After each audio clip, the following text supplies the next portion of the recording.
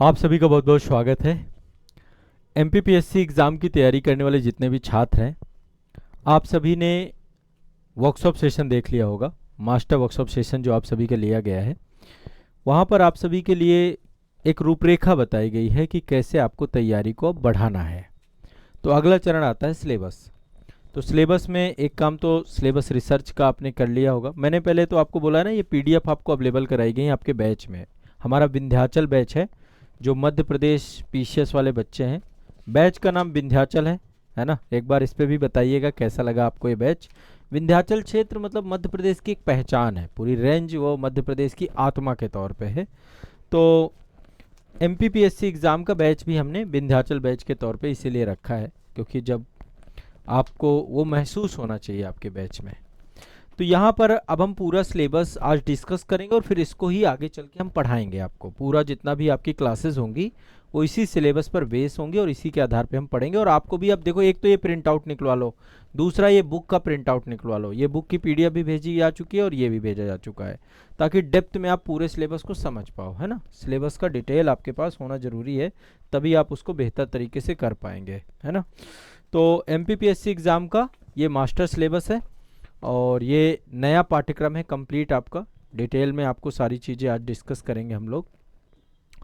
देखिए, सिलेबस आपको कंप्लीटली एक जीपीएस की तरह काम करता है ना। हर टाइम आपको अब जो कुछ भी पढ़ना है वो सिलेबस में ध्यान में रख करके पढ़ना है, ठीक है। दूसरा, एक तो आपका ये एप्लीकेशन में बैच है विंध्याचल बैच, जहाँ पर हम डिटेल में पूरी तैयारी करेंगे। दो आधिकारिक यूट्यूब चैनल है आप सभी के। एक तो आज़ाद एमपीपीएससी एकेडमी का यूट्यूब चैनल है, जिसमें आपको हमेशा जुड़ के रहना है, और दूसरा आज़ाद आईएएस एकेडमी का यूट्यूब चैनल है, जो हमारा मेन चैनल है ना। इसके अलावा आप सभी के लिए टेलीग्राम चैनल भी हैं। आज़ाद एमपीपीएससी एकेडमी का टेलीग्राम चैनल है। जो बच्चे विंध्याचल बैच में जुड़े हैं उनको एक प्राइवेट ग्रुप मिला होगा, विंध्याचल टेलीग्राम ग्रुप मिला होगा। बैच के अंदर ही टेलीग्राम ग्रुप की लिंक लगी हुई है, उसमें जुड़ जाइएगा। अब निश्चिंत होकर के हमारे साथ रहना है। अभी आपके साथ जुड़ेंगे हमारे रावेन सर जुड़ेंगे, और रावेन सर आपको ये पूरा सिलेबस डिस्कस करेंगे। एमपीपीएससी एग्ज़ाम की जो एक तरीके से जो हमारी प्राथमिकताएं हैं, जो विशेषताएं हैं, इस एग्ज़ाम की जो पूरी सोच है, जिस सोच के आधार पे हमें पूरी तैयारी करना है, उस पर पूरी डिस्कशन करेंगे। केवल सिलेबस डिस्कशन नहीं, बल्कि पूरी परीक्षा योजना का डिस्कशन भी होगा। तो ये एक बहुत डेप्थ में आज से आपसे चर्चा हो रही है हमारी। और सिलेबस रिसर्च का एक वीडियो आपको दिया गया होगा बैच के अंदर। अब आपके बहुत सारे वीडियो हैं, सिलेबस रिसर्च भी है, पीवाईक्यू रिसर्च का भी वीडियो है, साथ में रिवीजन कैसे करना है, मास्टर नोट्स कैसे बनाना है, आपकी कंप्लीट स्ट्रेटजी को लेकर बहुत शानदार तरीके से पूरे बैच में सीक्वेंस से क्लासेस लगी हैं। पहले वर्कशॉप सेशन पूरा अच्छे से देखना है ताकि आपकी डायरेक्शन सही रहे, और इसके बाद अगला काम आपको क्लासेस चालू करनी है। क्लासेस आपके जीएस के सब्जेक्ट वाइज क्लासेस चालू होंगी। History, polity, geography, MP special भी हम पढ़ेंगे। सब कुछ हम डिटेल में विंध्याचल बैच में पढ़ने वाले हैं, ठीक है। तो सर अब आपको ये पूरा सिलेबस डिकोड करेंगे। नया सिलेबस है, अद्यतन सिलेबस है, और एमपीपीएससी के 2026-27 की तैयारी करने वाले बच्चों के लिए, और आगामी 28 में 29 में जब भी एग्ज़ाम देना चाहते हैं, ये सिलेबस आप सभी का जो अद्यतन है उसी के आधार पे सर आपको एक एक चीज़ डिस्कस करेंगे। और आप सभी लोग अब बढ़िया से सिलेबस पेन कागज़ लेकर बैठिएगा, साथ साथ अपने नोट्स बनाते हुए चलिएगा, और इसका प्रिंट आउट जरूर निकलवा लीजिएगा। अभी वीडियो सेशन देख रहे हैं तो देख लीजिए, इसके बाद प्रिंट आउट निकलवा लीजिएगा। यदि आपके पास ऑलरेडी प्रिंट आउट है तो ज़्यादा अच्छा है ना। उससे क्या होगा, आप साथ साथ जो सर आपको डिस्कस करते जाएँ, टिक करते जाइए। और ये सिलेबस अब आपके साथ हमेशा रहेगा, है ना। ये नहीं है, हमेशा रहेगा। जो भी पढ़ना है इसी के बेस पे पढ़ना है, ठीक है। तो चलिए, सर अब आपको एमपीपीएससी का पूरा सिलेबस बताएंगे, और फिर आगे हम क्लासेस में मिलेंगे। डिटेल से हम क्लासेस में हर चीज़ आपको पढ़ाएंगे, ठीक है। चलिए, धन्यवाद। Thank you sir. तो एमपीपीएससी के छात्रों के लिए एमपी का कैसा एग्ज़ाम यहाँ पर है और इसमें क्या आपका सिलेबस है, किस तरीके से पढ़ना है, उसको लेकर के मैं आप सभी को चीज़ों को एक एक करके बताता चलूँगा। जैसा कि सर ने कहा कि सिलेबस होना चाहिए। सिलेबस इसलिए भी होना चाहिए क्योंकि देखिए, प्रीलिम्स में क्या है और मेंस में क्या है, पढ़ना क्या है, वो चीज़ें हमें सिलेबस से ही पता चलती हैं, ठीक है। तो मैं आप सभी को आपका सिलेबस कैसा है, उसमें क्या क्या पढ़ना है, क्या क्या नहीं पढ़ना है, वो मैं आप सभी को एक एक करके चलिए बता देता हूँ, ठीक है। सबसे पहली चीज, जो परीक्षा है ये आयोजित कौन करता है, एक सीधा सा सवाल। तो मध्य प्रदेश लोक सेवा आयोग, जिसे हम एमपीपीएससी के नाम से जानते हैं, राज्य सरकार की एक संवैधानिक संस्था है और मध्य प्रदेश राज्य के सेवाओं और अन्य राजकीय पदों पर नियुक्ति के लिए राज्य सेवा परीक्षा का आयोजन ये करती है। इस परीक्षा में राजपत्रित पद जैसे कि आपका राज्य प्रशासनिक सेवा है, राज्य पुलिस सेवा है, वाणिज्यिक कर अधिकारी हैं, तहसीलदार, इस तरह के पदों का ये चयन करने के लिए इस परीक्षा का आयोजन किया जाता है। उद्देश्य क्या है इसके माध्यम से, जैसे मैंने कहा कि राज्य के योग्य सक्षम ईमानदार अधिकारियों के चयन को लेकर के एमपीपीएससी के द्वारा इस परीक्षा का आयोजन किया जाता है। और जो परीक्षा की संरचना है वहां पर देखें तो 3 चरणीय है: प्रारंभिक परीक्षा, मुख्य परीक्षा और साक्षात्कार। प्रारंभिक परीक्षा आपकी वस्तुनिष्ठ प्रकार की है, मुख्य परीक्षा आपकी वर्णनात्मक प्रकार की है और साक्षात्कार जो है आपके व्यक्तित्व परीक्षण से, यानी कि तीनों परीक्षा की प्रकृति जो है अपने आप में अलग है, इसलिए आपकी तैयारी भी कुछ ऐसी ही होगी। उस तैयारी के लिए यहाँ पर यह भी जानना जरूरी है कि किस तरह के या क्या एलिजिबिलिटी है इस एग्जाम को में शामिल होने के लिए, उसको लिए क्या क्या करना है या किस तरीके की यहाँ पर योग्यता आपके पास होनी चाहिए। तो सबसे पहले तो राष्ट्रीयता, यानी कि उम्मीदवार जो है वो भारतीय नागरिक होना चाहिए। दूसरा, उसकी न्यूनतम आयु जो है 21 वर्ष होनी चाहिए, अधिकतम आयु 40 वर्ष होनी चाहिए और वहीं कुछ पदों और श्रेणियों के लिए यहाँ पर छूट भी आपको मिलती है। जब नोटिफिकेशन आप देखते हैं तो वहाँ पर आपको अलग अलग वर्गों के लिए अलग अलग यहाँ पर एज रिलैक्सेशन भी दिए गए हैं। शैक्षणिक योग्यता कैसी होनी चाहिए, तो आपको ग्रेजुएट होना चाहिए, किसी भी विश्वविद्यालय से आपको स्नातक की डिग्री होनी चाहिए और अंतिम वर्ष के विद्यार्थी भी आवेदन कर सकते हैं, जो शर्त यहाँ पर आपको टर्म एंड कंडीशन लागू रहती हैं। परीक्षा की विशेषताएं क्या है, तो जैसे मैंने कहा 3 चरणों की प्रक्रिया है। इतिहास, भूगोल, राजनीति, अर्थव्यवस्था, विज्ञान, पर्यावरण, नैतिकता जैसे विषय शामिल हैं जो बहुआयामी विषय हैं। मध्य प्रदेश की परीक्षा है, इसलिए मध्य प्रदेश केंद्रित क्वेश्चंस भी यहाँ पर रहते हैं। ऐसे टॉपिक्स पर भी आपका अध्ययन होना चाहिए जिसमें इतिहास, संस्कृति, भूगोल, अर्थव्यवस्था है। और एक मेरिट आधारित चयन है, यानी इस परीक्षा में यदि आप अच्छा करते हो तभी आपका इसमें सिलेक्शन होगा, किसी वर्ग विशेष से हैं उससे यहाँ पर मतलब नहीं रहता है। जितना अच्छा आप करेंगे, किसी भी बैकग्राउंड से हैं, किसी भी फील्ड से हैं, किसी भी यहाँ पर लैंग्वेज को प्रेफर करते हैं, आपका सिलेक्शन होगा आपके द्वारा किस तरीके से पूछे गए प्रश्नों का जवाब दिया गया है, कितना आपने अच्छा स्कोर किया हुआ है, उस बेसिस पर। भर्ती होने के बाद आपको किन पदों की पर नियुक्ति होगी, तो राज्य प्रशासनिक सेवा, राज्य पुलिस सेवा, वाणिज्यिक कर अधिकारी, जिला पंजीयक, सहायक पंच संचालक, तहसीलदार, नायब तहसीलदार, पंचायत ग्रामीण विकास अधिकारी, अन्य राज्य स्तरीय राजपत्रित पदों को लेकर के जानकारी इसमें दी गई है कि आपका सिलेक्शन होने के बाद आपकी मेरिट के आधार पे आपको ये पद मिलते हैं जहां पर आप सेवा करते हैं अपने राज्य की। अब चलिए बात करते हैं एमपीपीएससी परीक्षा से जुड़े हुए पहलुओं को लेकर के। तो एक सवाल ये भी रहता है कि हम अगर हमारे साथ आपको जुड़ना है तो जुड़ेंगे कैसे। तो जुड़ने के लिए आप सभी को बता दूं कि देखिए एमपीपीएससी परीक्षा की विस्तृत तैयारी आपको विंध्याचल बैच के माध्यम से प्रोवाइड कराई जा रही है। विंध्याचल बैच में आपको ज्वाइन कैसे होना है, तो आज़ाद एकेडमी लर्निंग ऐप के माध्यम से हमारा विंध्याचल बैच आप ज्वाइन कर सकते हैं। जुड़े हुए जो अभ्यर्थी हैं उनको भी मैं बता दूं कि इस विंध्याचल बैच में आपको क्या क्या मिलने वाला है। तो देखिए इस ऐप को या विंध्याचल बैच को जब आप ज्वाइन करते हैं, इसमें सबसे पहली चीज़ है संपूर्ण सिलेबस पर पूरी कवरेज है। जो सिलेबस अभी मैं आपको डिस्कस करने जा रहा हूँ, आप विंध्याचल बैच में पाएंगे कि वो सारी चीज़ें आपको इन डिटेल और इन डेप्थ में आपको पढ़ाई जा रही हैं। एमपीपीएससी के नवीनतम जो पैटर्न है सिलेबस है उसके अकॉर्डिंग पढ़ाया गया है। विषयवार टॉपिक पढ़ाए गए हैं। टॉपिक के अंत के साथ के अंत में आपको अंत में कुछ अभ्यास प्रश्न भी दिए जाते हैं ताकि आप घर बैठे स्टडी रिवीजन के पास उस क्वेश्चन की आप राइटिंग कर सकें या हल कर सकें। अनुभवी शिक्षक हैं जो कि कई सालों का अनुभव है अलग अलग विषयों को लेकर के, वो यहाँ पर आपको पढ़ाते हैं, गाइड करते हैं, मेंटोर करते हैं। इसके अलावा मध्य प्रदेश केंद्रित विशेष सामग्री भी उपलब्ध कराई जाती है। नोट्स और अध्ययन सामग्री भी ऐसी है जो कि सरल भाषा में है, पीडीएफ के रूप में है और आपकी परीक्षा के अनुरूप है। मानक पुस्तकों के संदर्भ करंट अफेयर्स की बुकलेट है।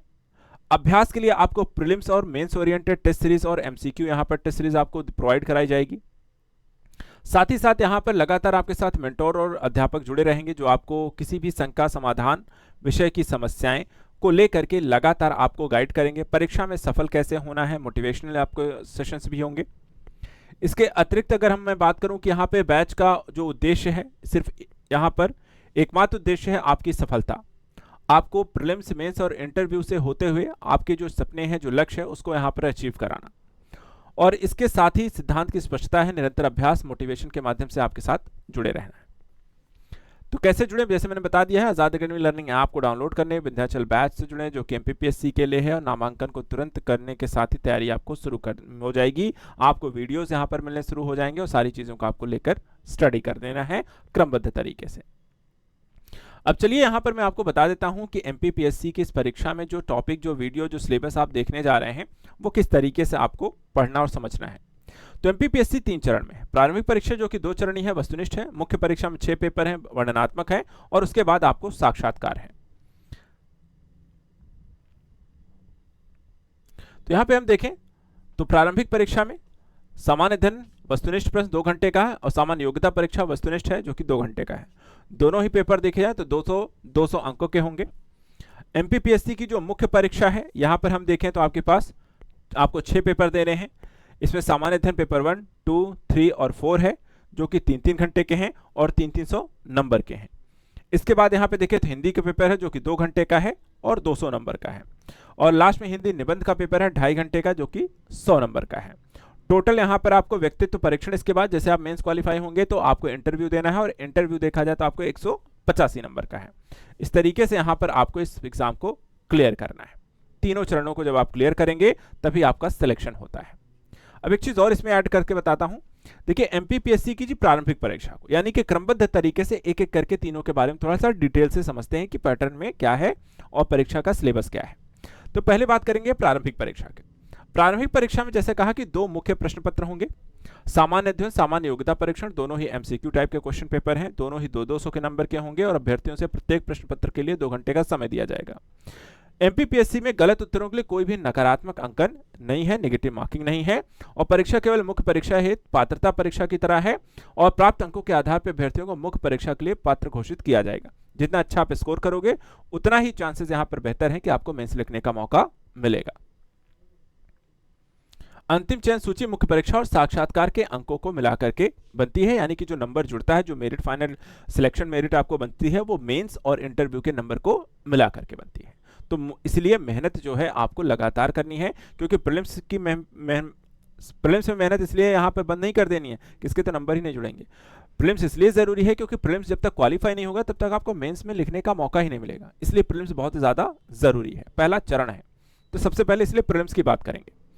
एमपीपीएससी की प्रारंभिक परीक्षा में 2 पेपर होते हैं। तो पहला पेपर का जो सिलेबस है, पेपर 1 है सामान्य अध्ययन। इसमें आपको भारत का इतिहास पढ़ना है, अवधारणाएं, विचार, प्राचीन भारतीय ज्ञान परंपरा, भारतवर्ष, वेद, उपनिषद, अरण्यक, ब्राह्मण ग्रंथ, खड़ दर्शन, स्मृतियां, ऋत, सभा समिति, गणतंत्र, वर्णाश्रम, पुरुषार्थ, ऋण संस्कार, पंच महायज्ञ, कर्म सिद्धांत, बोधिसत्व, तीर्थंकर, प्राचीन और मध्यकालीन भारत की प्रमुख विशेषताएं, घटनाएं, उनकी प्रशासनिक, सामाजिक, आर्थिक प्रणालियां। फिर भारत की सांस्कृतिक विरासत पढ़ना है, जिसमें कला रूप, साहित्य, त्योहार, कार्यक्रम आते हैं। 19वीं और 20वीं शताब्दी में सामाजिक धार्मिक कौन कौन सुधार आंदोलन हुए, उनके बारे में आपको जानकारी होनी चाहिए। स्वतंत्रता संग्राम, भारतीय राष्ट्रीय आंदोलन पता होना चाहिए, और स्वतंत्रता के बाद भारत के एकीकरण, पुनर्गठन की भी जानकारी होनी चाहिए। मध्य प्रदेश के इतिहास, संस्कृति और साहित्य को लेकर के बात करें तो मध्य प्रदेश की जो प्रमुख घटनाएं एवं प्रमुख राजवंश हैं, स्वतंत्रता आंदोलन में मध्य प्रदेश का योगदान है, मध्य प्रदेश की प्रमुख कलाएं और मूर्ति कला है, मध्य प्रदेश की प्रमुख जनजातियां और बोलियां हैं, मध्य प्रदेश के प्रमुख त्योहार, लोक संगीत, लोक कलाएं, लोक साहित्य आते हैं। इसके अलावा मध्य प्रदेश के महत्वपूर्ण साहित्यकार, उनकी साहित्यिक रचनाएं आती हैं। मध्य प्रदेश में धार्मिक, सांस्कृतिक, पुरातात्विक महत्व के प्रमुख पर्यटन स्थल आपको इसमें मिल जाएंगे। इसके अलावा मध्य प्रदेश में विश्व धरोहर स्थल और मध्य प्रदेश के महत्वपूर्ण जनजातीय व्यक्तित्व भी इसमें शामिल रहेंगे। इसके बाद आता है भारत का भूगोल। भारत का भूगोल में देखें तो आपको पर्वत, पहाड़, नदियां, झीलें, जलवायु परिघटनाओं में एल नीनो, ला नीना, दक्षिणी दोलन, पश्चिमी विक्षोभ, जलवायु परिवर्तन के परिणाम शामिल हैं। प्राकृतिक संसाधन की बात करें तो इसमें वन, खनिज, जल संसाधन आते हैं। प्रमुख फसलों की बात करें तो खाद्य सुरक्षा, हरित क्रांति, दूसरी हरित क्रांति के लिए रणनीतियां, ऊर्जा के पारंपरिक स्रोत, गैर पारंपरिक स्रोत, भारत के प्राकृतिक खतरे और आपदाएं, भारत में प्रमुख चक्रवात, जनसंख्या वृद्धि, वितरण घनत्व, ग्रामीण शहरी प्रवास शामिल है। इसके बाद आता है मध्य प्रदेश का भूगोल। इसमें आपको देखा है तो वन, वनोपज, नदियां, पहाड़ियां, पठार आते हैं। दूसरी तरफ जलवायु, ऋतुएं, तापमान और वर्षा आती है। प्राकृतिक संसाधन, मृदा, प्रमुख खनिज संसाधन, प्रमुख फसलें, जल संसाधन, सिंचाई परियोजनाएं, ऊर्जा के पारंपरिक, गैर पारंपरिक स्रोत, मध्य प्रदेश के प्रमुख उद्योग, जनसंख्या वृद्धि, वितरण घनत्व, शहरीकरण। ये आपको मध्य प्रदेश के विशेष राज्य के संदर्भ में पढ़ना है। फिर भारत और मध्य प्रदेश की संवैधानिक व्यवस्था के बारे में आपको जानकारी होनी चाहिए। इसमें आपको संविधान सभा, संघीय कार्यपालिका, राष्ट्रपति, संसद, सर्वोच्च न्यायालय, न्यायपालिका, न्यायिक प्रणाली, संवैधानिक संशोधन, नागरिकों के मौलिक अधिकार, कर्तव्य, राज्य के कर्तव्य, नीति निषेध सिद्धांत, राष्ट्रीय और क्षेत्रीय संवैधानिक वैधानिक आयोग संस्थाएं, मध्य प्रदेश की संवैधानिक व्यवस्थाएं, राज्यपाल, मंत्रिमंडल, विधानसभा, उच्च न्यायालय, मध्य प्रदेश में त्रिस्तरीय पंचायती राज, नागरिक प्रशासन और मध्य प्रदेश में सुशासन और शासन प्रणाली के बारे में आपको जानकारी होनी है। ये सब पढ़ के जाना है। छठा जो टॉपिक इसमें प्रीलिम्स में पढ़ के जाना है वो है आपको भारत और मध्य प्रदेश की अर्थव्यवस्था। और इसमें अगर हम बात करें तो भारतीय अर्थव्यवस्था में मध्य प्रदेश की जो वर्तमान स्थिति है वो समझनी पड़नी है। फिर उसके बाद हम बात करते हैं कि जनसंख्या और मानव संसाधन विकास है, मध्य प्रदेश में शिक्षा, स्वास्थ्य और कौशल है। मध्य प्रदेश में सतत विकास के पहलू और लक्ष्यों की प्राप्ति को लेकर के भी आपको चीजें समझ में आनी चाहिए। मध्य प्रदेश में कृषि कैसी है, उद्योग कैसा है, एमएसएमई और बुनियादी ढांचे का विकास कैसा हुआ है। आत्मनिर्भर मध्य प्रदेश, एक जिला एक उत्पाद, ओडीओपी, मध्य प्रदेश में बौद्धिक संपदा अधिकार की प्रगति, भारतीय अर्थव्यवस्था में हालिया रुझान, कृषि उद्योग, सेवा क्षेत्र हैं, वित्तीय संस्थाएं जैसे रिजर्व बैंक है, वाणिज्यिक बैंक, सेबी, गैर वित्तीय संस्थाएं हैं। भारत की विदेशी व्यापार नीतियां, G20, सार्क और आसियान के बारे में पढ़ना और समझना है। फिर विज्ञान, पर्यावरण और स्वास्थ्य का टॉपिक आता है, जिसमें हम विज्ञान की प्रमुख मुख्य शाखाओं का प्रारंभिक ज्ञान, महत्वपूर्ण अगर हम देखें तो भारतीय यहां पर आपको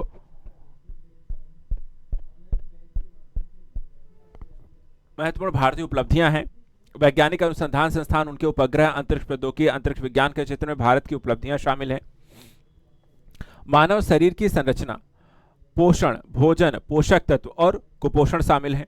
अनुवांशिक रोग, सिकल सेल एनीमिया के कारण प्रभाव निदान कार्यक्रम, स्वास्थ्य नीति कार्यक्रम, संक्रामक रोग, उनकी रोकथाम, स्वास्थ्य संकेतक, सतत विकास और सतत विकास लक्ष्य की अवधारणा, पर्यावरणीय कारक, जैव विविधता, पारिस्थितिकी तंत्र, प्रदूषण, प्राकृतिक आपदाएं और प्रबंधन शामिल है। इसके बाद मध्य प्रदेश की अंतर्राष्ट्रीय, राष्ट्रीय एवं समसामयिक घटनाएं, अंतर्राष्ट्रीय समसामयिक घटनाएं राष्ट्रीय और मध्य प्रदेश की, सूचना संचार प्रौद्योगिकी में कंप्यूटर, बुनियादी ज्ञान, इलेक्ट्रॉनिक्स, सूचना संचार प्रौद्योगिकी, रोबोटिक्स, कृत्रिम बुद्धिमत्ता, साइबर सुरक्षा और e governance, internet, social networking site. 10वां टॉपिक जो प्रीलिम्स के लिए जरूरी है वो है मध्य प्रदेश की जनजातियां। इसमें आपको विरासत, लोक कला, संस्कृति, साहित्य पढ़ना है। जैसे कि मध्य प्रदेश में जनजातियों का भौगोलिक वितरण, जनजातियों संबंधित संवैधानिक प्रावधान, मध्य प्रदेश की प्रमुख जनजातियां, विशेष रूप से कमजोर जनजातीय समूह, जनजातीय कल्याण कार्यक्रम, मध्य प्रदेश की जनजातीय सांस्कृतिक रीति रिवाज, परंपराएं, विशेष कला, उत्सव, बोलियां और साहित्य। भारत के स्वतंत्रता आंदोलन में मध्य प्रदेश की जनजातियों का योगदान, मध्य प्रदेश की जनजातीय हस्तियां, मध्य प्रदेश की जनजातियों संबंधित महत्वपूर्ण संस्थान, संग्रहालय, प्रकाशन और मध्य प्रदेश के लोक संस्कृति और साहित्य। ये रहा आपके टोटल 10 टॉपिक हैं जो कि प्रीलिम्स में जीएस के पेपर में यहां से क्वेश्चन आपको आएंगे और इनमें आपको राष्ट्र, अंतरराष्ट्रीय और मध्य प्रदेश राज्य विशेष के बारे में ये सारी चीजें आपको पढ़ के जानी है। उसके बाद जो पेपर 2 है वो है आपको सामान्य योग्यता परीक्षण को लेकर के, और इसमें यहां पर हम देखें तो समझ, संचार कौशल, साहित्यिक सहित पारस्परिक कौशल, तार्किक तर्क, विश्लेषणात्मक क्षमता, निर्णय लेना, समस्या समाधान, सामान्य मानसिक योग्यता, बुनियादी संख्यात्मकता, संख्याएं उनके संबंध, परिमाण का क्रम, कक्षा 10 के स्तर का, डेटा व्याख्या जिसमें चार्ट, ग्राफ, तालिकाएं, डेटा, पर्याप्तता कक्षा 10 के स्तर की, हिंदी भाषा का कौशल ज्ञान कक्षा 10 के स्तर का। ये सारी चीजें आपको यहां पर पढ़ के जानी है। तो ये है प्रीलिम्स का सिलेबस, जिसमें सीएस का पेपर और सीसेट के पेपर में क्या क्या चीजें आपको पढ़ के जानी है। जब आप इन पेपर पर अच्छी पकड़ बना लेते हैं तो आपका प्रीलिम्स क्वालिफाई हो जाएगा और आपको मेंस लिखने का मौका मिलेगा। लेकिन जो टॉपिक क्या प्रीलिम्स में पढ़ रहे हैं उनके मेंस में जरूरत नहीं है, तो ऐसा नहीं है। जब मैं आपको मेंस का सिलेबस आपको बताऊंगा तो जो टॉपिक आपने प्रीलिम्स में पढ़े हैं वही से आज वो सारे टॉपिक आपको मेंस में पूछे जाएंगे। बस मेंस में क्या है कि कुछ चीजों को लेकर के और भी एक्स्ट्रा टॉपिक आपको पढ़ने पड़ते हैं और साथ ही उनको पेपर वाइज डिवाइड कर दिया गया है। तो आपको मेंस समझना है कि मेंस में मुझे किस पेपर में कौन से सब्जेक्ट पढ़कर जाने हैं, कहाँ क्या आता है, क्या पूछा जाता है, उसको लेकर के रणनीति क्या होगी और इसको लेकर के यहाँ पर आयोग हमसे क्या चाहता है, तो वो समझिएगा। एमपीपीएससी की मुख्य परीक्षा का पैटर्न कुछ ऐसा है। 6 पेपर हैं, 4 जीएस के, एक हिंदी और एक हिंदी निबंध का पेपर है। अब इसमें भी देखिए बताया क्या गया है। सामान्य अध्ययन का जो पेपर 1 है इसमें इतिहास और भूगोल 2 टॉपिक पूछे जाएंगे। दोनों ही 150 नंबर के होंगे। 3 घंटे का समय होगा। भाषा जो होगी हिंदी या अंग्रेजी में होगी। सामान्य अध्ययन का दूसरा प्रश्न पत्र जो राजनीति विज्ञान और समाजशास्त्र को लेकर के होगा, 150 अंकों के दोनों ही क्वेश्चन आपको आएंगे। यहां से 3 घंटे में करना है, हिंदी और अंग्रेजी भाषा में है। तीसरा प्रश्न अर्थशास्त्र, विज्ञान, तकनीकी और जन स्वास्थ्य को लेकर के है। 150 अंकों का है, 3 घंटे का है, हिंदी और अंग्रेजी को लेकर के है। चौथा जो पेपर है दर्शन शास्त्र, मनोविज्ञान, लोक प्रशासन, लिकेज स्टडी का टॉपिक एक तरफ है, दूसरी तरफ उद्यमिता, प्रबंधन, व्यक्तित्व विकास और केस स्टडी को लेकर के है। ये भी 150 नंबर के होंगे। 3 घंटे में यहाँ पर हिंदी और अंग्रेजी में से देना है। पांचवा और छठा पेपर देखा है, सामान्य हिंदी व्याकरण का है, 200 अंकों का है। छठा पेपर हिंदी निबंध प्रारूप लेखन का है, 100 अंकों का है। 2-2.5 घंटे का यहाँ पर इनके लिए क्रमशः समय मिलेगा और हिंदी में आपका ये पेपर होगा। कुल योग जो होता है मेंस का 1500 होने वाला है। साक्षात्कार 185 अंक का होगा और कुल अंक हो जाएंगे 1685। तो यहाँ पर पहले 4 पेपर जो है 300 अंकों के हैं, फिर 200, फिर 100। अब एक चीज और यहाँ पे समझिएगा, प्रश्न जो पूछे जाएंगे वो किस प्रकृति के होंगे। तो एमपीपीएससी ने इसको लेकर के भी जानकारी आपके साथ साझा की है। क्या कहता है कि सामान्य अध्ययन प्रथम, द्वितीय, तृतीय प्रश्न पत्र के दोनों खंड का और खा में अभ्यर्थी केवल हिंदी या अंग्रेजी भाषा में उत्तर लिख सकेंगे। उपरोक्त तीनों प्रश्न पत्र के प्रत्येक खंड का और खंड खा में अंकों का वर्गीकरण इस तरीके का होगा। कैसे होगा, यहाँ पे देखिए प्रश्नों का प्रारूप है, ये प्रश्नों की संख्या है, उन प्रश्नों की संख्या के लिए कितने अंक दिए जाएंगे, अधिकतम शब्द संख्या कितनी होगी और पूर्णांक यहाँ पर कितना होगा। तो जैसे अगर अति लघु उत्तरी यहाँ पर 15 प्रश्न आपसे पूछे जाएंगे, 2 अंकों के, टोटल 30 अधिकतम जो शब्द संख्या इनके लिए लिखी जाएगी। अति लघु उत्तरी जो उत्तर आपको लिखने हैं वो 20 शब्दों में होने चाहिए और आपको ये टोटल 30 अंक आपको यहां से मिलेंगे। लघु उत्तरी के 10 क्वेश्चन होंगे 7-7 नंबर के, टोटल यहाँ पे 60 शब्दों में से लिखना है और इसमें 70 नंबर मिलेंगे। दीर्घ उत्तरी क्वेश्चन 5 होंगे, 10 अंकों के होंगे, अधिकतम शब्द संख्या 200 होगी और ये 50 नंबर के होंगे और इस तरीके से 150 अंक का ये आपका एक खंड आपका कंप्लीट हो जाएगा। ये आपको पहले 3 पेपर में लागू होगा ये प्रक्रियाएं। उसके बाद चतुर्थ प्रश्न पत्र के दोनों खंडों का और खा में उत्तर केवल हिंदी या अंग्रेजी भाषा में ही लिखे जा सकेंगे और प्रश्न पत्र प्रत्येक खंड का और खा में अंकों का वर्गीकरण कुछ इस तरीके होगा। यहां देखिए तो आपको 4 कैटेगरी बनाई गई है। अति लघु उत्तरी के 16 क्वेश्चन, प्रति के 2 अंक, अधिकतम शब्द 20, पूर्णांक 32। लघु उत्तरी के 8 क्वेश्चन, 7 अंकों के, 60 शब्दों में लिखना है, 56 अंक इसके लिए मिलेंगे। दीर्घ उत्तरी के 4 क्वेश्चन रहेंगे, 11 अंक यहां से आपको 11 अंकों का रहेगा, 200 शब्दों में इसको लिखना है और 44 नंबर आपको इसमें मिलेंगे। केस स्टडी 1 होगी, 18 अंकों का होगा और यथा निर्देशित में पेपर में बताया जाएगा और 18 नंबर का ही होगा और इस तरीके के 150 नंबर का पेपर खंड का और खंड खा के 150 मिलाकर 300 अंकों का हो जाएगा। इसके बाद 5वां प्रश्न में केवल हिंदी माध्यम में सामान्य हिंदी व्याकरण पर आधारित होगा। कुल अंक 200 होंगे। प्रश्नों के अंकों का विवरण पाठ्यक्रम में दिया गया और प्रश्न पत्र की अवधि जो होती 2 घंटे की होगी। छठा जो प्रश्न पत्र है हिंदी निबंध और प्रारूप लेखन को है, केवल हिंदी में लिखना होगा। प्रश्नों का विवरण आपको कैसे रहेगा, कुछ इस तरीके के रहेंगे। प्रथम निबंध, द्वितीय निबंध, प्रारूप लेखन और प्रतिवेदन। तो 2 निबंध लिखने हैं, एक प्रारूप लेखन लिखना है और एक प्रतिवेदन लिखना है। तो 2 निबंध जो होंगे, एक निबंध आपको यहां से लिखना है। अधिकतम इनकी संख्या पहले वाले की 1000 होगी, दूसरे की 500 होगी। पूर्णांक पहले का 50 होगा, दूसरे का 20 होगा। इसी तरीके से जो प्रारूप लेखन है वो एक प्रारूप लेखन लिखना है, 500 शब्दों में ही लिखना है और ये 15 का पूर्णांक होगा। और प्रतिवेदन जो है वो आपको एक लिखना है, 250 शब्दों में यहाँ पर लिखना है, ये भी 15 अंकों का होगा और इस तरीके से 100 अंकों का ये आपका चौथा प्रश्न पत्र होगा। तो इस पैटर्न के लिहाज से आपको मेंस का प्रश्न होंगे। अब ये तो चीज आपको पैटर्न अगर आपको समझ में आ गया तो अब बात करेंगे कि एमपीपीएससी के मुख्य परीक्षा का पाठ्यक्रम क्या है। 6 पेपर में किस सब्जेक्ट में क्या क्या चीजें आपको पढ़ के जानी है वो समझते हैं।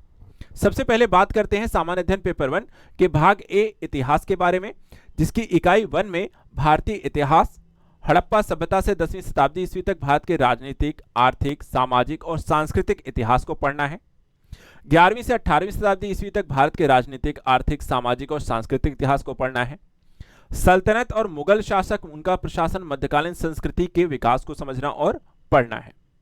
इकाई 2 जो है वो प्रागैतिहासिक और आद्य ऐतिहासिक मध्य प्रदेश के प्रमुख राजवंशों, गर्दभिल्ल, नाग, उलिनकर, परिवाज्रक, उज्जकल्प, गुर्जर प्रतिहार, कलचुरी, चंदेल, परमार, तोमर, गोंड और कच्छ पघाट राजवंश को पढ़ना है। इकाई 3 जो होगी वो भारतीय अर्थव्यवस्था से जुड़ा है। इसमें भारतीय अर्थव्यवस्था और समाज पर ब्रिटिश शासन का प्रभाव, ब्रिटिश औपनिवेशिक शासन के विरुद्ध भारतीयों की प्रतिक्रियाएं, किसान एवं आदिवासी विद्रोह, स्वतंत्रता का प्रथम स्वतंत्रता संग्राम, भारतीय पुनर्जागरण, राष्ट्रीय स्वतंत्रता संग्राम और उनके नेता, और मध्य प्रदेश में स्वतंत्रता संग्राम आंदोलन। इसके बाद इकाई 4 आती है।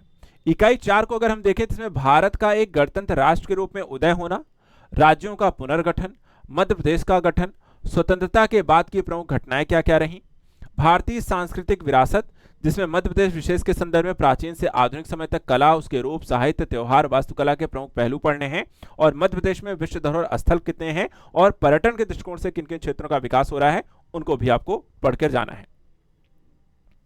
इकाई 5 देखा जाए तो इसमें मध्य प्रदेश की प्रमुख रियासतें गोंडवाना, बुंदेली, बघेली, होलकर, सिंधिया, भोपाल राज्य स्वतंत्रता तक।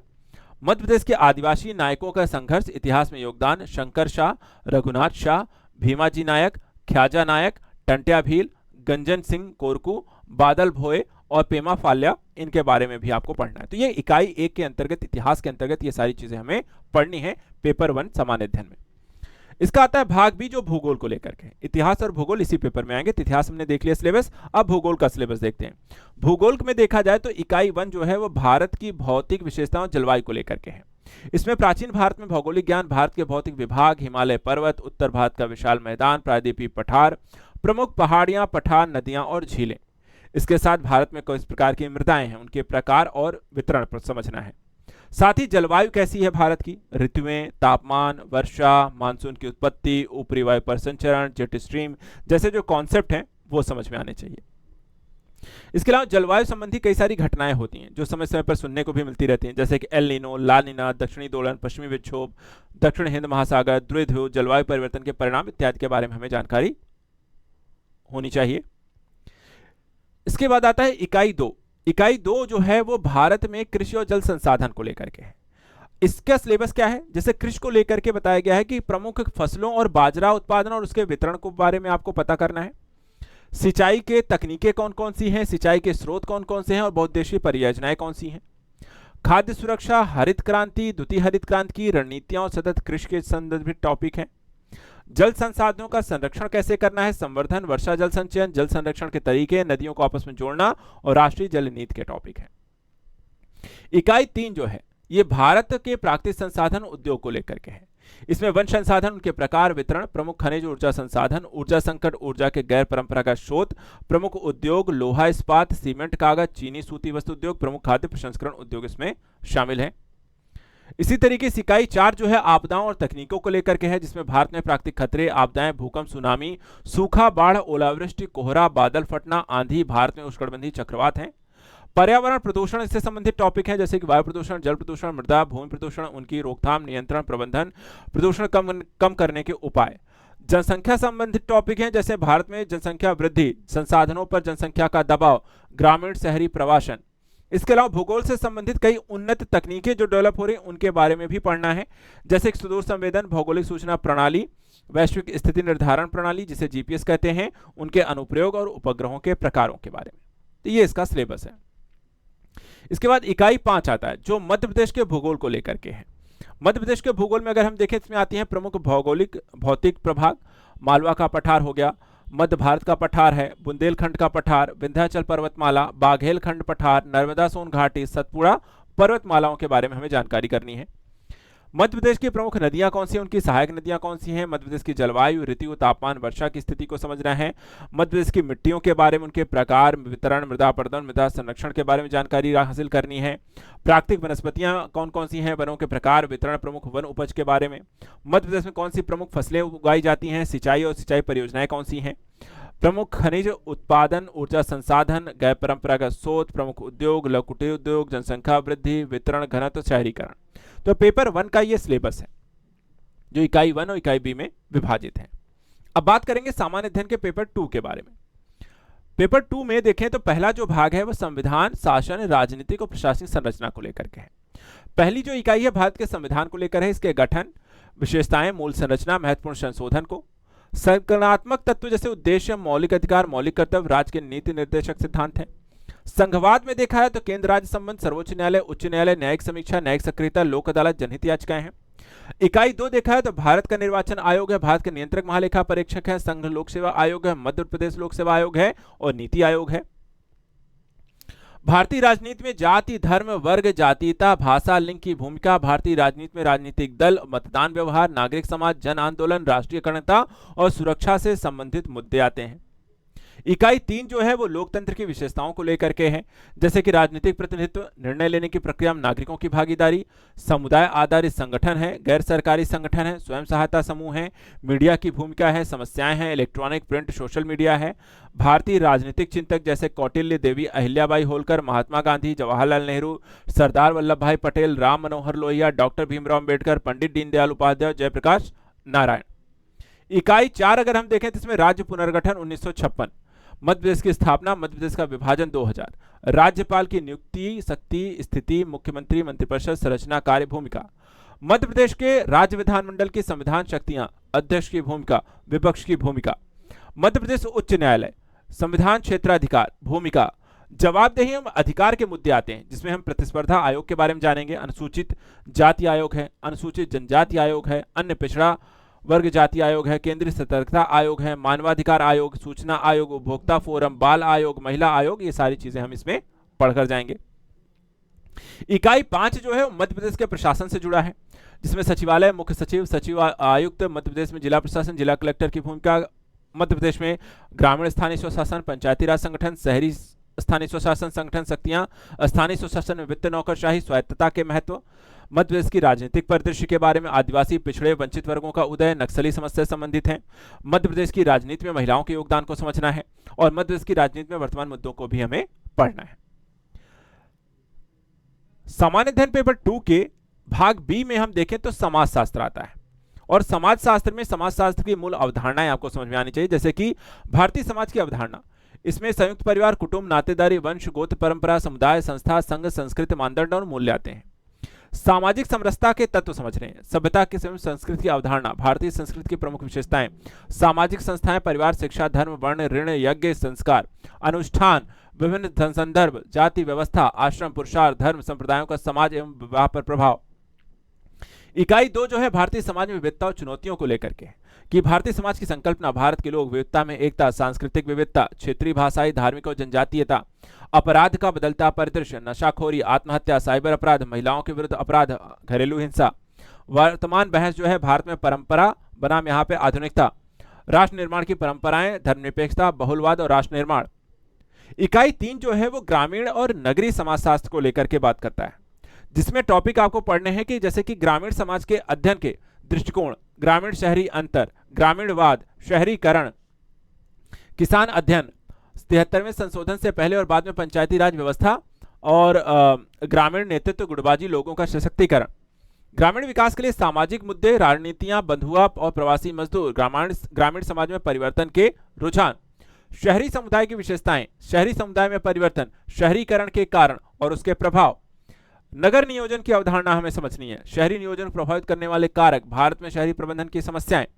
इसके अलावा इकाई 4 जो है इसमें हम औद्योगिकरण, वैश्वीकरण, सामाजिक विकास और जनसंख्या से संबंधित मुद्दों को पढ़ेंगे, जैसे कि भारत में औद्योगिक और सामाजिक परिवर्तन क्या है, परिवार, शिक्षा का स्तरीकरण कैसा है, औद्योगिक समाज, वर्ग और वर्ग संघर्ष की स्थिति कैसी है, वैश्वीकरण की चुनौतियां क्या हैं, समाजशास्त्र का भारतीयकरण, शिक्षा का निजीकरण, सामाजिक संरचना विकास, सुविधाकर्ता, अवरोधक, विकास, सामाजिक आर्थिक असमानताएं, संस्कृति और विकास, सहायता और बाधा के रूप में संस्कृति, उत्तर आधुनिकीकरण, पश्चिमीकरण, भारत में जनसंख्या वृद्धि और वितरण, 1901 से वृद्धि के कारण और प्रभाव, अवधारणाएं आती हैं, प्रजनन क्षमता, मृत्यु दर, रुग्णता, प्रवासन, आयु और लिंग संरचना। इकाई 5 आती है जिसमें हम मानव संसाधन विकास और सामाजिक कल्याण योजनाओं को भी पढ़ते हैं। इसमें राष्ट्रीय शिक्षा नीति 2020, विजन सिद्धांत, स्कूली शिक्षा, उच्च शिक्षा, व्यावसायिक शिक्षा, ऑनलाइन डिजिटल शिक्षा, वयस्क शिक्षा और आजीवन शिक्षा आती है। साथ ही सामाजिक वर्गों उनके कल्याण कार्यक्रमों से संबंधित मुद्दे हैं, वरिष्ठ नागरिक, बच्चे, महिलाएं, वंचित वर्ग, विकास योजनाएं, उत्पन्न विस्थापित समूह, बालिका शिक्षा से संबंधित मुद्दे शामिल हैं। सामुदायिक विकास कार्यक्रम कौन से चल रहे हैं, विस्तार शिक्षा, पंचायती राज, सामुदायिक विकास में गैर सरकारी संगठनों की भूमिका क्या है। मध्य प्रदेश की जनजातियों के बारे में भी पढ़ना है, इन जनजातियों की स्थिति, उनकी सामाजिक संरचना, रीति रिवाज, विश्वास, विवाह, रिश्तेदारी, धार्मिक विश्वास, परंपराएं, त्योहार, समारोह, मध्य प्रदेश की लोक संस्कृति पढ़नी है। तो इस तरीके से आपका पेपर 2 यहाँ पे कंप्लीट होता है। फिर आता है सामान्य अध्ययन का पेपर 3। इसमें जो भाग ए है वो अर्थशास्त्र को लेकर के है। अर्थशास्त्र को भी देखा है कई इकाइयों में वहां पे प्रश्न बनाए जाते हैं। जैसे इकाई 1 है, इसमें भारतीय अर्थव्यवस्था के मूलभूत पहलू आते हैं, जैसे कि भारतीय अर्थव्यवस्था की प्रमुख विशेषताएं, विकसित भारत 2047, कृषि, उद्योग और सेवा क्षेत्र का क्षेत्रीय योगदान, राष्ट्रीय आय की विभिन्न अवधारणाएं, प्रमुख फसलें, फसल पैटर्न, चुनौतियां, घटती उत्पादकता, किसान संकट, मौसम पर निर्भरता, सरकारी पहल, पीएम किसान, एनएमएसए और विभिन्न योजनाएं, कृषि मूल्य नीति, विपणन, वित्त, मूल्य संवर्धन के लिए कृषि स्टार्टअप, कृषि प्रसंस्करण, भारत में औद्योगिक नीतियां और औद्योगिक विकास, विनिर्माण अवसंरचना, मेक इन इंडिया अवसंरचना योजनाएं, आतिथ्य एवं पर्यटन, विदेशी मुद्रा में आय में योगदान, भारत में वस्तुओं और सेवाओं का मानकीकरण आता है। वहीं इकाई 2 जो है वो कराधान और नीति परिदृश्य को लेकर के है, जिसमें हम पढ़ते हैं कि राजकोषीय नीति, सार्वजनिक व्यय, राजस्व कराधान, घाटा प्रबंधन, भारत में मौद्रिक नीति, वित्तीय समावेशन, अनौपचारिक अर्थव्यवस्था पर नगद लेन देन का प्रभाव, खाद्य सुरक्षा और सार्वजनिक वितरण प्रणाली, गरीबी, बेरोजगारी और क्षेत्रीय असंतुलन, भारत में विदेशी व्यापार, मूल्य संरचना और दिशा, निर्यात संवर्धन, आयात प्रतिस्थापन, विदेशी पूंजी, अंतर्राष्ट्रीय वित्तीय संस्थाओं की भूमिका, आईएमएफ, विश्व बैंक, एडीबी और डब्ल्यूटीओ। इकाई 3 जो है मध्य प्रदेश की अर्थव्यवस्था के अवलोकन से जुड़ा हुआ है, जिसमें हम पढ़ते हैं कि मध्य प्रदेश में राज्य घरेलू उत्पाद, प्रति व्यक्ति आय में वृद्धि, आत्मनिर्भर मध्य प्रदेश, एक जिला एक उत्पाद, प्रमुख फसलें, फसल पैटर्न, जोत, खाद्य सुरक्षा, वितरण प्रणाली, भंडारण, बागवानी, पशुधन, डेयरी, मत्स्य पालन, औद्योगिक क्षेत्र की स्थिति, बुनियादी ढांचा विकास, एमएसएमई सेक्टर, पारंपरिक उद्योगों के विकास और समर्थन को लेकर के क्या काम चल रहा है। मध्य प्रदेश में ग्रामीण और शहरी विकास को लेकर के साथ साथ जनजातीय अर्थव्यवस्था, कृषि पद्धतियां, प्रमुख वनोपज, हस्तशिल्प एवं हाट बाजार की भी जानकारी आपको होनी चाहिए। पर्यटन, व्यापार, निवेश, संवर्धन को लेकर के क्या चल रहा है ये भी आपकी समझ में आना चाहिए। इसके अलावा इकाई 4 जो है मध्य प्रदेश में सामाजिक और आर्थिक विकास से जुड़ा पहलू है, जिसमें हम समझते हैं कि स्वास्थ्य अवसंरचना कैसी है, शिक्षा और कौशल विकास के पहलू पढ़ते हैं। प्राकृतिक संसाधन प्रबंधन के लिए नीतियां, वन, जल, खनिज को लेकर के हैं। वित्तीय, सामाजिक समावेशन, कल्याणकारी योजनाएं हैं। मध्य प्रदेश की जनसांख्यिकी के प्रभाव को समझना है। मानव संसाधन की, रोजगार की उत्पादकता को समझना है। मध्य प्रदेश में बौद्धिक संपदा अधिकार की प्रगति को भी जानना है। इसके अलावा राज्य राजस्व, व्यय, ऋण और वित्तीय अनुशासन की समझ भी आपको पढ़ते पढ़ते ही यहां पर डेवलप करनी है परीक्षा के अनुरूप। एक सिलेबस में एक टॉपिक और भी इसमें जोड़ा गया है इकाई 5 के तौर पे, सांख्यिकी, डेटा विश्लेषण और प्रायिकता का, जिसमें आपको पढ़ना है कि डेटा संग्रहण की तकनीकें, माध्य, माध्यिका, बहुलक, गणना और व्याख्या, डेटा विश्लेषण के प्रकार, वर्णनात्मक बनाम अनुमानात्मक, नमूनाकरण की तकनीकें, डेटा प्रस्तुति की तकनीकें, तालिकाएं, चार्ट, ग्राफ और संभाव्यता की मूल अवधारणाएं। इसी पेपर के सामान्य अध्ययन पेपर 3 के पार्ट 2 या भाग बी जो विज्ञान, प्रौद्योगिकी और सार्वजनिक स्वास्थ्य को लेकर के है, जिसमें यूनिट 1 जो है वो सामान्य विज्ञान से जुड़ा हुआ है। इसमें विज्ञान के सरल अनुप्रयोग आते हैं।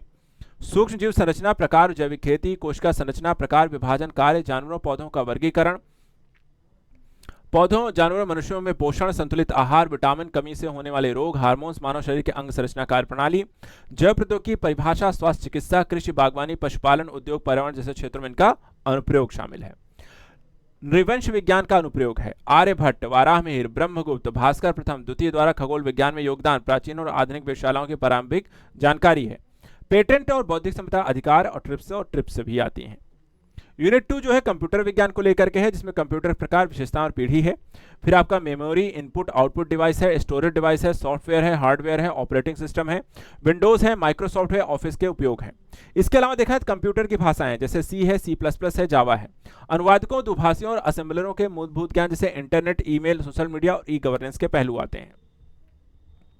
इसके बाद आर्टिफिशियल इंटेलिजेंस AI है, क्लाउड कंप्यूटिंग है, विभिन्न उपयोगी पोर्टल्स आते हैं, वेबसाइट आते हैं, वेब पेज आता है, उसके मूलभूत ज्ञान इसमें शामिल है। इसके अलावा गणितीय विज्ञान आती है, जिसमें संख्याएं, उनके प्रकार हैं, इकाई मापन के तरीके हैं, समीकरण कारक हैं, लाभ हानि है, प्रतिशत है, साधारण और चक्रवृद्धि ब्याज है, अनुपात समानुपात है। इसके अलावा देखा ज्यामितीय आकृतियों का क्षेत्रफल, आयतन और पृष्ठीय क्षेत्रफल भी आपको पता होना चाहिए। यूनिट 3 जो है वो है आयुष। आयुष यानी कि इसमें आयुर्वेद है, योग है, प्राकृतिक चिकित्सा के मूल सिद्धांत है, यूनानी सिद्ध, रोआ, सिग्पा, सोआ, रिग्पा, होम्योपैथिक उपचार के मूल सिद्धांत हैं। एक राष्ट्र एक स्वास्थ्य प्रणाली नीति 2030 है। आयुर्वेद के त्रिदोष, पंच महाभूत, आकाश, वायु, अग्नि, जल, पृथ्वी, दिनचर्या, ऋतुचर्या, पंचकर्म का मूलभूत ज्ञान है। जैविक घड़ी, केंद्र, राज्य, जिला, ग्राम स्तर पर आयुष सहित स्वास्थ्य प्रबंधन, राष्ट्रीय स्वास्थ्य नीति और NHP में आयुर्वेद का दायरा आपको समझ में आना चाहिए।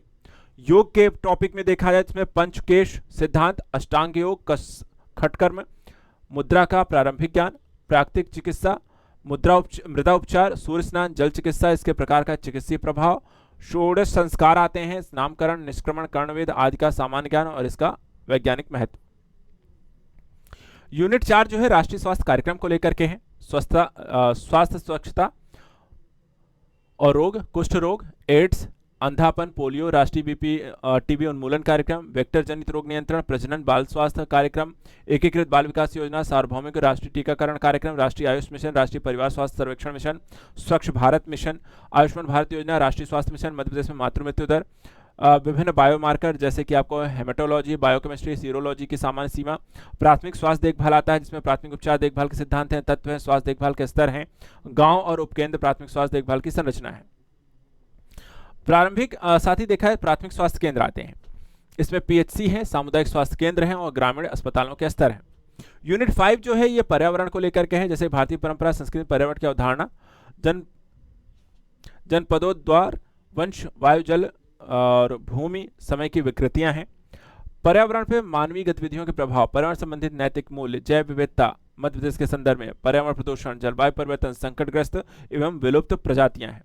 पर्यावरण से ही संबंधित समस्याएं, चुनौतियां, पर्यावरण क्षरण के कारण, प्रभाव, पर्यावरण शिक्षा जिसमें जन जागरूकता कार्यक्रम, पर्यावरण शिक्षा, स्वास्थ्य एवं सुरक्षा से संबंधित संबंध, पर्यावरण अनुकूल प्रौद्योगिकियों के बारे में जानकारी होना, जैसे कि पर्यावरण संरक्षण के लिए संवैधानिक प्रावधान, पर्यावरण संरक्षण नीतियां, नियामक ढांचा, पर्यावरण संरक्षण में मध्य प्रदेश की जनजातियां, बैगा, सहरिया, भारिया, भील, गोंड की भूमिका, ठोस अपशिष्ट प्रबंधन, शहरी और औद्योगिक अपशिष्ट के कारण प्रभाव नियंत्रण, स्वच्छता सर्वेक्षण अभियान, उद्देश्य, विभिन्न चरण, उपलब्धियां, भविष्य, जल सुरक्षा, जल संरक्षण के विभिन्न प्रयास।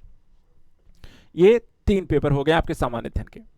चौथा पेपर जो है सामान्य अध्ययन का, इसमें हम पहला देखें भाग ए जो है वो दर्शन शास्त्र, मनोविज्ञान, लोक प्रशासन और केस स्टडी को लेकर के है, जिसमें भाग इकाई 1 जो है वो भारतीय खट दर्शन, दार्शनिक विचारक और समाज सुधारकों को लेकर के है। तो इसमें पढ़ना है भारतीय खट दर्शन, सुकरात, प्लेटो, अरस्तु, महावीर, बुद्ध, आचार्य शंकर, चवार्क, भर्तृहरि, गुरु नानक, कबीर, तुलसीदास, संत रविदास, रविन्द्रनाथ टैगोर, राजा राम मोहन राय, देवी अहिल्याबाई होलकर, सावित्रीबाई फुले, स्वामी दयानंद सरस्वती, स्वामी विवेकानंद, स्वामी महर्षि अरविंद, सर्वपल्ली राधाकृष्णन, डॉक्टर भीमराव अम्बेडकर, पंडित दीनदयाल उपाध्याय। इकाई 2 जो है वो राष्ट्र निर्माण और नैतिक अवधारणाओं को लेकर के है, जिसमें हम राष्ट्र शक्तियां, घटकों की अवधारणाएं, राष्ट्र सुरक्षा, हित और चरित्र, राष्ट्रीय सुरक्षा अभियान, शस्त्र बल, निकाय, डिवीजन, जासूसी एजेंसियां, बुनियादी नैतिकता अवधारणाएं, अच्छाई, सद्गुण, अहिंसा, जिम्मेदारी, नैतिकता और प्रशासन में भागवत गीता की भूमिका। इकाई 3 जो है मानव व्यवहार और मनोचिकित्सा को लेकर के है, जिसमें हम पढ़ते हैं दृष्टिकोण, विषय वस्तु, तत्व ज्ञान, दृष्टिकोण का निर्माण, दृष्टिकोण परिवर्तन, प्रेरक संचार, पूर्वाग्रह, भेदभाव, भारतीय संदर्भ में रूढ़िवादिता। योग्यता, योग्यता के संदर्भ में तो सिविल सेवा के लिए योग्यता, मौलिक मूल्य, ईमानदारी, निष्पक्षता, गैर भागीदारी, वस्तुनिष्ठता, लोक सेवा के प्रति समर्पण, कमजोर वर्गों के प्रति सहानुभूति, सहिष्णुता, करुणा, भावनात्मक बुद्धिमत्ता, अवधारणाएं, उनकी उपयोगिता, प्रशासन शासन में उपयोग, व्यक्तिगत अंतर जिसमें व्यवकारक सिद्धांत व्यवहार अंतर आता है, मानसिक विकार और मनोचिकित्सा में अवसाद, सामाजिक चिंता विकार, सिजोफ्रेनिया, सामाजिक भय, दुध्रुवी विकार, मनोचिकित्सा के अंतर्गत व्यक्ति केंद्रित चिकित्सा, व्यवहार चिकित्सा, तर्कसंगत भावनात्मक व्यवहार चिकित्सा, संज्ञानात्मक व्यवहार चिकित्सा, संक्रात्मक चिकित्सा और पारिवारिक चिकित्सा के बारे में हमें पढ़ना है। इसके बाद आता है इकाई 4 जिसमें हम लोक प्रशासन में नैतिक मूल्यों की समझ को विकसित करते हैं, जैसे कि मानवीय आवश्यकता एवं प्रेरणा, मानव व्यक्तित्व को प्रभावित करने वाले तत्व, कर्तव्य परायणता, मूल्यों की भावना, जीवन मूल्य, संवेदनशीलता, प्रौद्योगिकी और नैतिक मूल्य। लोक प्रशासन में नैतिकता और मूल्य, शासन में नैतिक तत्व, सत्यनिष्ठा, जवाबदेही, पारदर्शिता, नैतिक तर्क, नैतिक दुविधाएं नैतिक मार्गदर्शन के स्रोत के रूप में, सिविल सेवकों के लिए आचार संहिता, शासन में उच्च मूल्यों का कार्यान्वयन, भ्रष्टाचार का टॉपिक आता है जिसमें भ्रष्टाचार के प्रकार, उसके कारण, भ्रष्टाचार के प्रभाव, उसको कम करने के उपाय, समाज, मीडिया, परिवार, मुखबिर की भूमिका, भ्रष्टाचार और उस पर संयुक्त राष्ट्र सम्मेलन, भ्रष्टाचार को मापना, ट्रांसपेरेंसी इंटरनेशनल, लोकपाल और लोकायुक्त। साथ ही यूनिट 5 जो है केस स्टडी को लेकर के है, भाग 1 में पाठ्यक्रम की सामग्री पर ये आधारित है, जो ऊपर हमने अभी पूरा का पूरा सिलेबस देखा है उसी पर आपको आधारित केस स्टडी भी पूछी जाएगी। भाग बी आता है, भाग बी अगर हम देखें तो उद्यमिता, प्रबंधन, व्यक्तित्व विकास और केस स्टडी को लेकर के है। इसके इकाई 1 में हम उद्यमिता, अवधारणा और विकास को समझेंगे, जिसमें उद्यमिता की अवधारणा है, महत्व है, उद्यमिता के लक्षण हैं, सिद्धांत हैं, विशेषताएं हैं, नवाचार का महत्व है, उद्यमिता की प्रक्रिया है, रचनात्मकता है, विचार सृजन है, विश्लेषण है, व्यवसाय योजना है, नए उद्यम प्रबंधन के लिए महत्वपूर्ण कारक, वैधानिक आवश्यकताएं, महिला उद्यमियों के आमने सामने वाली चुनौतियां हैं, भारत में उद्यमिता का विकास, startup India, make in India भारत में उद्यमिता के विकास को बढ़ावा देने वाले संगठन है। इकाई 2 जो है व्यवसायिक संगठन और प्रबंधन को लेकर के है, जिसमें व्यवसाय, संकल्पनाएं, महत्व, कार्यक्षेत्र, प्रशासन, प्रबंधन, क्रय और सामग्री प्रबंधन को लेकर के है। प्रबंधन प्रक्रिया, संसाधन प्रबंधन, प्रबंधन के कार्य योजना, संगठन, निर्देशन, नियंत्रण, समन्वय, निर्णय लेना, प्रेरणा, नेतृत्व और संचार को लेकर के है। समय प्रबंधन और संगठन को लेकर के भी है। ब्रांडिंग, मार्केटिंग और नेटवर्किंग के टॉपिक इसमें आएंगे। इकाई 3 जो है प्रशासन और प्रबंधन में, लोक प्रशासन में प्रबंधन के महत्वपूर्ण आयाम, मानव संसाधन प्रबंधन, वित्तीय प्रबंधन, लोक प्रशासन में इसका दायरा, तनाव संघर्ष प्रबंधन तकनीकें, सार्वजनिक सेवा में इनका उपयोग, लोक प्रशासन में बहुलता, अवसर, चुनौतियों का प्रशासन और प्रबंधन, आपदा प्रबंधन, ये सब हमें इसमें पढ़ना है। इकाई 4 जो है समग्र व्यक्तित्व विकास को लेकर के है। इसमें हम समग्र व्यक्तित्व, राष्ट्रीय विकास, व्यक्तित्व विकास के विभिन्न घटक, सफलता की अवधारणाएं, सफलता प्राप्त में बाधाएं, सफलता के लिए जिम्मेदार कारक, असफलता से सीखना, असफलता को निरंतर सुधार, मूल्यवान आत्मनिरीक्षण के अवसर के रूप में स्वीकार करना। इसके बाद सरकारी कार्यक्रम का कार्यान्वयन, सरकारी कार्यक्रम के सफल कार्यान्वयन को सुनिश्चित करने के लिए प्रभावी रणनीतियों की योजना बनाना और निम्नलिखित मुद्दों के संबंध में दृष्टिकोण, तथ्य, नागरिक भावना, संस्था के प्रति निष्ठा, मतदाता जागरूकता कार्यक्रम, परिवहन प्रबंधन, नशीली दवाओं के दुरुपयोग की प्रवृत्ति, खाद्य पदार्थों में मिलावट, रात्रिकालीन संस्कृति, मूल्य आधारित जीवन, कानूनी जागरूकता कार्यक्रम जैसे पहलू इसमें शामिल रहेंगे। इस तरीके से यूनिट 5 जो है केस स्टडी से रिलेटेड रहेगा, जो भाग बी के पाठ्यक्रम में हमने देखा उसी से रिलेटेड आपको कोई ना कोई एक केस स्टडी भी आपसे पूछी जाएगी, उस पर आपको आंसर आपको लिखना पड़ेगा। 5वां जो पेपर है आपका हिंदी का पेपर है। सामान्य हिंदी में व्याकरण का 200 अंकों का ये जो पेपर है, इस प्रश्नपत्र का स्तर जो है स्नातक परीक्षा उत्तीर्ण छात्रों के समकक्ष होगा और इसका उद्देश्य उम्मीदवारों को पढ़ने और समझने, भाषाई दक्षता, लेखन की योग्यता, हिंदी में स्पष्ट और सही विचार व्यक्त करने की क्षमता का मूल्यांकन करना है। इसमें जो प्रश्न पूछे प्रत्येक प्रश्न की अंक योजना ऐसे आपको रहेगी। यहाँ पर आप देखें लघु उत्तरीय प्रश्न है, निर्धारित संपूर्ण पाठ्यक्रम के अंतर्गत ही पूछे जाएंगे। जो 25 क्वेश्चन यहाँ पर होंगे आपको 3-3 नंबर के हो सकते हैं और आपको यहाँ 75 अंक मिलेंगे। इसी तरह रस, अंग और उसके प्रकार 5 होंगे, 1-1 अंकों का होगा। 25 क्वेश्चन यहाँ पे रहेंगे, 3 नंबर के 75 अंक होंगे। अंग एवं प्रकार 5 क्वेश्चन होंगे, 5 अंक एक क्वेश्चन 5 अंकों का होगा। छंद, दोहा, सोरठा भी आपको 5 अंकों का होगा। टोटल यहाँ पे दोनों आपको 10 अंकों का हो जाएगा। अनुवाद वाक्यों का हिंदी से अंग्रेजी में 15 अंकों का, अंग्रेजी से हिंदी में आपको ये भी आपको हिंदी से अंग्रेजी से हिंदी दोनों भी 15-15 अंकों की आएगी। प्रशासनिक मानक शब्दों के अर्थ होंगे 10 नंबर का, जिसमें हिंदी से अंग्रेजी, अंग्रेजी से हिंदी 5-5 शब्द होंगे। संधि एवं समास जो होगा वो भी आपको देखा जाए तो 10 अंकों का होगा। मुहावरे कहावतें जो होंगी वो भी 10 नंबर का होगा। टोटल 20 अंक होंगे यहाँ से। प्रारंभिक व्याकरण शब्दावलियां, प्रत्येक पृष्ठ के 2 अंक आपको मिलेंगे, जिसमें हम देखें तो विराम चिन्ह, शब्द शक्तियां, विलोम शब्द, अनेक शब्दों के लिए एक शब्द, तद्भव तत्सम, जैसे यहां पर आपको पहलू है।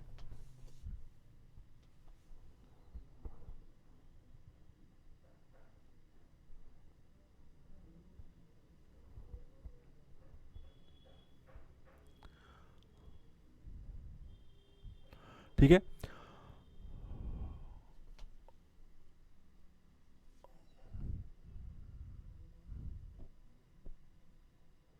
Just minute.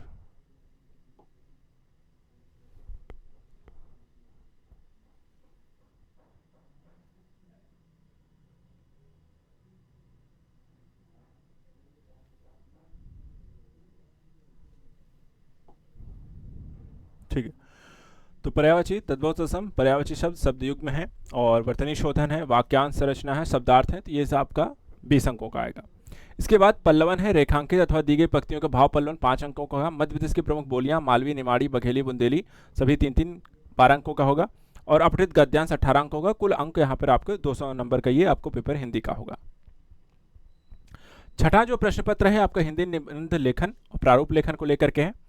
इसमें प्रथम जो निबंध है 1000 शब्दों का होगा। इसमें आपको निम्नांकित विषयों से निबंध पूछा जाएगा, जैसे कि भारतीय ज्ञान विज्ञान परंपरा, विकसित भारत 2047, आत्मनिर्भर भारत की संकल्पना, स्वर्णिम मध्य प्रदेश, अंतरिक्ष में भारत के बढ़ते कदम, मध्य प्रदेश का गौरवशाली इतिहास, पर्यावरण, विज्ञान, धर्म, अध्यात्म, विश्व ग्राम की संकल्पना, शिक्षा में गुणवत्ता, राष्ट्रीय शिक्षा नीति 2020, परंपरागत कौशल आधारित व्यवसाय, आधुनिकीकरण, भूमंडलीकरण, उदारीकरण, कृत्रिम बुद्धिमत्ता, परंपरागत खेल, सांस्कृतिक विरासत, सभ्यता संस्कृति, धार्मिक सांस्कृतिक पर्यटन, युवा और नीति, योग एवं स्वास्थ्य, ई मार्केटिंग, ई कॉमर्स, नेतृत्व एवं विकास, सुशासन, नौकरशाही, लोकतंत्र में सिविल सेवाओं की भूमिका, जनजाति विकास, स्वदेशी, यहाँ पर राजभाषा स्वदेशी है, स्वभाषा, राष्ट्रीयता के विभिन्न मुद्दे, राष्ट्रीय एकता, सामाजिक समरसता, सामुदायिक जीवन, सामाजिक सरोकार, नवीकरण ऊर्जा, सतत विकास लक्ष्य, समावेशी विकास, ग्राहक जन जागरूकता, आज की आवश्यकता, मादक पदार्थों का सेवन एवं दुष्प्रभाव,